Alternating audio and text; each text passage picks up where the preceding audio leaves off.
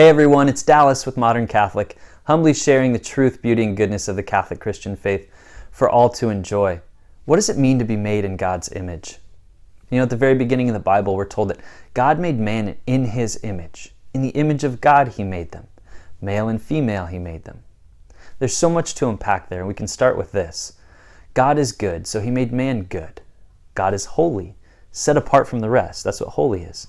So he made man holy, set apart from the rest of his creation. And God is a family, Father, Son, Spirit. So he made us in a way that we can become a family, male and female. This is the beginning and the end and all in between. It was from love that we were made. We were made from God and for God, and God is love. So again, we were made from love and for love. Now, we all have the capacity to love, again, because that's where we came from, in two senses. One, God selflessly, and that's what true love is, really, it's selflessness. God selflessly wants to share himself, his glory, with as many people as possible. And two, all of our parents had to unite in the act of love in order for us to be conceived. Little awkward, I know, sorry.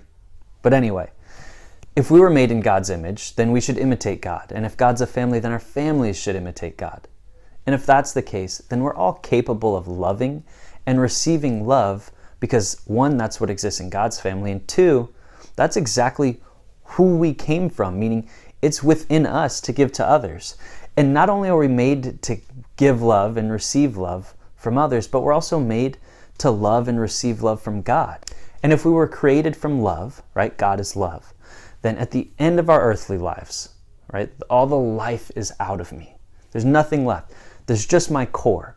Well, if I lived the right way, if I obeyed God's two greatest commandments, love God and love others, then what's left of me at my very core? Love. That's what's left, because that's what I came from. So at the end of my life, where do I go? Where does that core of me go? Back to God, back to love. Right? That's what we call heaven, being in the full presence of God, where we get to see exactly who we came from. Now, there's been a movement to deconstruct the natural family unit, but to do that would be to try to undo what God created, right? He created man in his image, right? The image of a family, beginning with the unification of a male and female. But even if what God created is socially deconstructed, that'll never undo the fact that we came from God. And it'll certainly never undo the longing that we'll always have for him.